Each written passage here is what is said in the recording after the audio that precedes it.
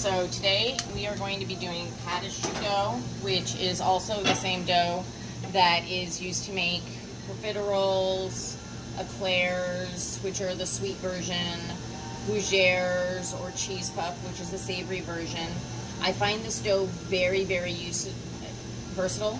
I use it in a lot of caterings that want an hors d'oeuvre or pass arounds to start their event, because you can implement it with any kind of flavor you want.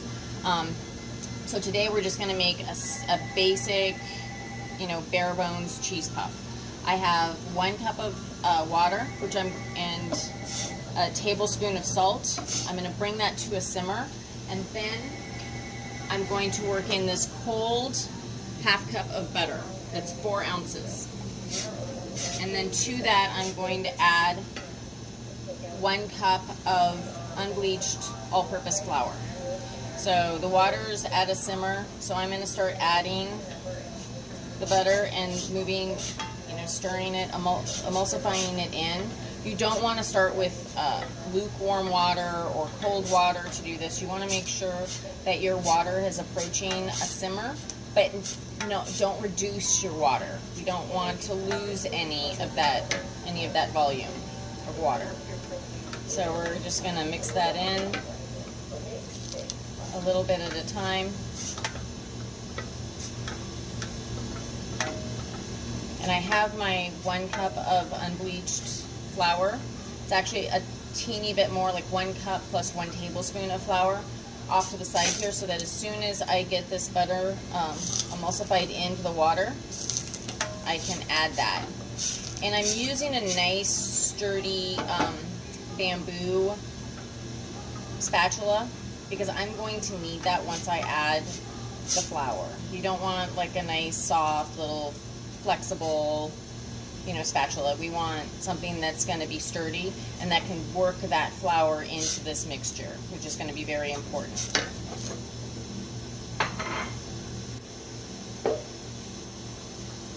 we've almost got that. I would turn the hood on for more light, but then you're going to have a lot of noise and you won't be able to hear me speak. So we're just about there to the point of adding the flour. You can see this is a fairly quick process. So I'm going to turn down the heat just a little bit, and I'm going to pull this off the heat, and I'm going to add the flour all at once. All the flour. And then I'm going to start to work it. Don't splash it all over yourself. You don't want to burn yourself. Just work it in gently. See how the flour is being absorbed into the liquid.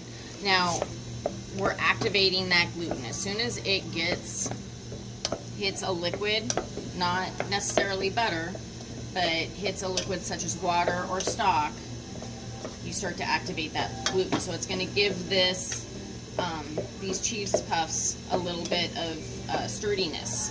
But the egg that we're going to add, and the fact that this has butter in it, is going to give it its lift when we bake them off. So I'm going to push this over here. Once again, I love this dough. I use it a lot. It is so versatile. If I wanted, I could use, shrimp stock instead of water. I could use corn stock instead of water. You could use a Parmesan stock that's made with the rinds of Parmesan. The possibilities are endless. But today I'm doing a simple bare bones to give you guys the idea of how to make this. And the nice thing is it ratios up. This is also considered a ratio dough. So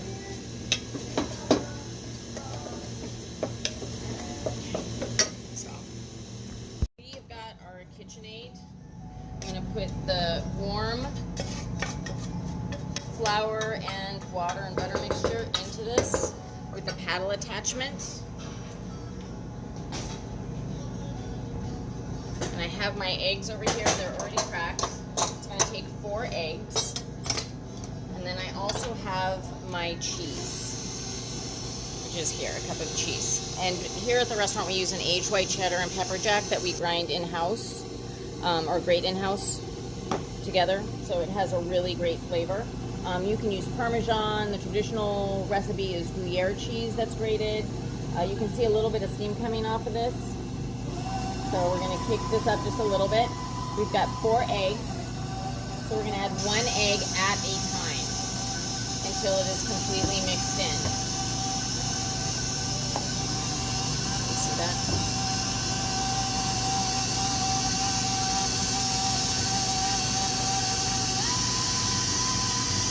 And this dough is going to start to get a little bit glossy.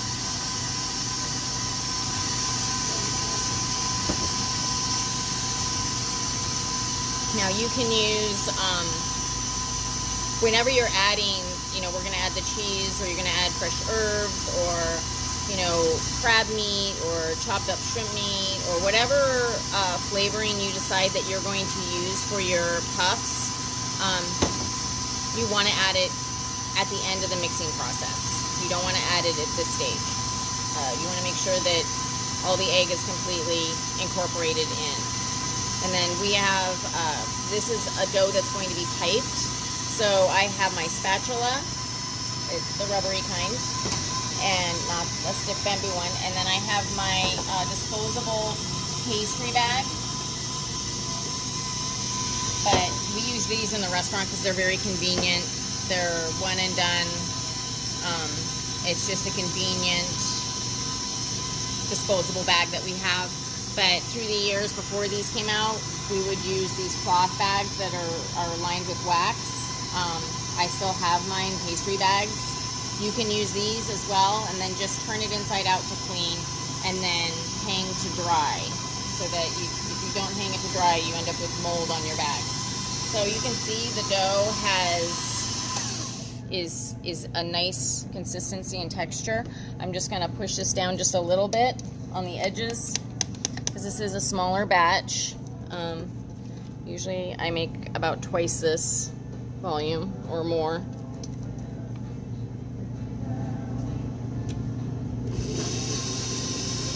Just want to make sure everything is combined. Then in one shot I'm going to add the cheese. A little bit on this side, a little bit on that side. Mix that some.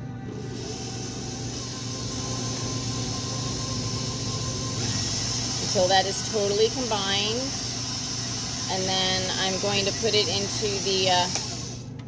into the pastry bag. So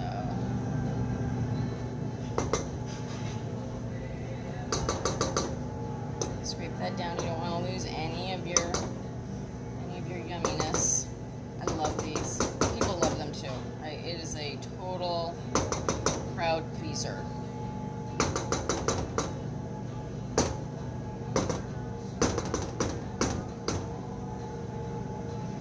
So our excellent camera person today is Maria. She is doing a bang-up job. I think in part because she is a bang-up good cook, professional cook. So there we go with that. So I'm gonna scrape that down a little bit at a time. Drop that into the bag. You'll notice I put the bag into a good size for these disposable bags. Happens to be a measuring cup, because otherwise you'd have to have somebody holding that for you, and most of us don't have extra hands in the kitchen.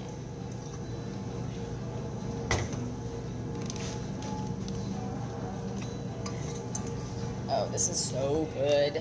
I really hope you guys try this at home. It's awesome.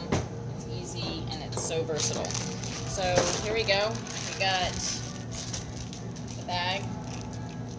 Now there's no, on the cloth bags you have to use a tip. There's no tip necessary on this one, so I'm gonna cut the end of it really quick over here.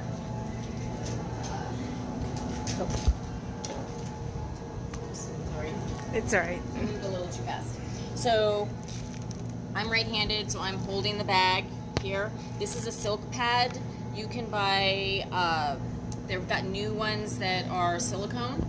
that are blue that work very well, and they are, the last time I saw them, they weren't that expensive. This pad I've had for about 20 years, so I love it. It is part of my toolkit, and only I am allowed to use it, so no borrowing my soap pad. So I'm piping down, and then I come up. So try to do that slowly so you can see. And I come up. You don't want to make these too big because they will expand, and it's meant to be just, you know, a quick bite. And of course, once you bake these off, you can always garnish them with like maybe a little flavored mayonnaise, you know, some basil mayonnaise, or an herb mayonnaise, lemon. Once again, your garnishes are limitless. So now, if we wanted to make eclairs, we just anchor it down and then pipe like that, and that will puff. You just make, and you can get fancy with this by adding like star tips that will give ridges, but you want to be careful with that because you don't want to burn those little peaks. We're going to use some water to pat these down very quickly. I'll be right back. I'm going to grab some water really quick.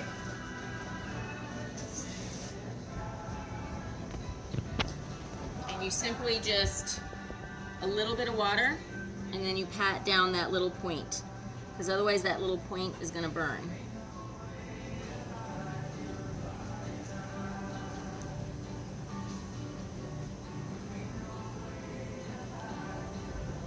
And then I bake these. There's varying recipes as to what temperature your oven should be at. I liked my oven to be at 400 degrees. Keep it the constant temperature, because usually I'm making sheet pans of this, so I'm putting 2 pans in at a time, and I simply rotate from the top rack to the bottom rack.